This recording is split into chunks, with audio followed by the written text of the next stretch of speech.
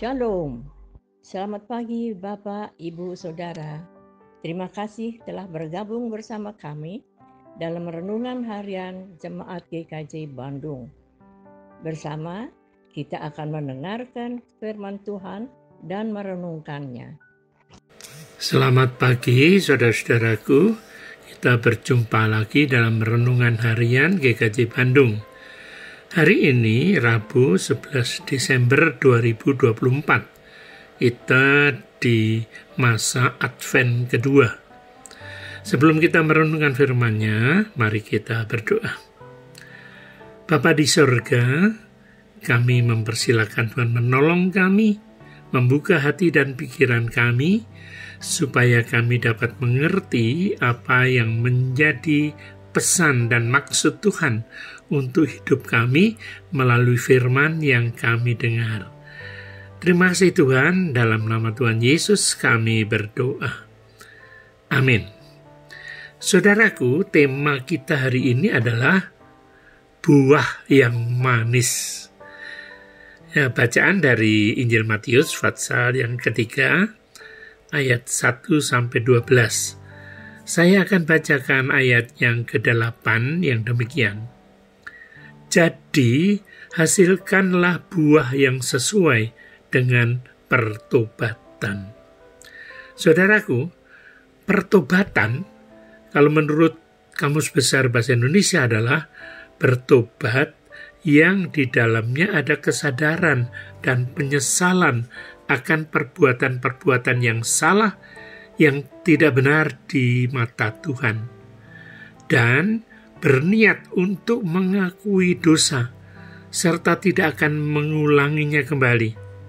Artinya, pertobatan yang sungguh bukanlah sekadar tahapan pengakuan dan penyesalan doa yang dilakukan saja, melainkan harus diikuti sebuah tindakan aktif, atau ada upaya agar dosa-dosa yang telah dilakukan tidak kembali terulang. Saudaraku, seruan pertobatan tersebut menjadi, katakanlah, kata pengantar dalam tanda petik sebelum Yohanes melakukan pembaptisan bagi orang-orang Yahudi. Satu hal yang menjadi penekanan dalam khotbah Yohanes Pembaptis tersebut ialah pertobatan yang dilakukan bukan saja untuk mendapatkan kerajaan surga yang sudah dekat. Perhatikan ayat yang kedua. Melainkan hasil dari pertobatan itu harus mewujud nyata di dalam kehidupan melalui karya dan pelayanannya. Ayat 8. Bagi Yohanes, mempersiapkan jalan bagi Tuhan itu bukan sekadar tentang membersihkan diri, menyucikan diri, melainkan juga mempersiapkan diri untuk menjadi rekan sekerja Allah dalam menyatakan kebaikan dan sukacita bagi dunia ini. Hal ini, selain sebagai penyesalan akan dosa yang telah dilakukan, sesungguhnya juga sebagai upaya agar bisa menghindarkan diri dari kembali melakukan dosa yang sama. Nah, dalam masa Advent kedua ini, saudaraku, sesungguhnya bukan sekadar bagaimana kita akan memperingati penyataan karya keselamatan Allah bagi dunia, melainkan kelahiran Tuhan Yesus Kristus. Bukan itu saja. Masa Advent yang kedua ini mengajak kita untuk selalu waspada dan ikut serta menghadirkan tanda-tanda kerajaan Allah bagi dunia. Buah pertobatan adalah bagaimana kita bisa bermanfaat bagi semua orang.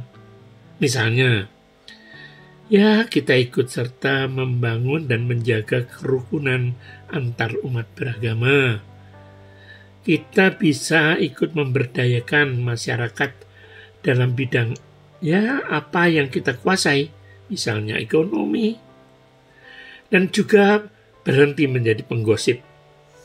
kita harus bijak di dalam menggunakan sarana komunikasi yang namanya HP itu. Sebab jangan sampai kita menyebarkan berita hoax karena ya hanya kita kirim saja, padahal kita tidak tahu masalah yang sebenarnya.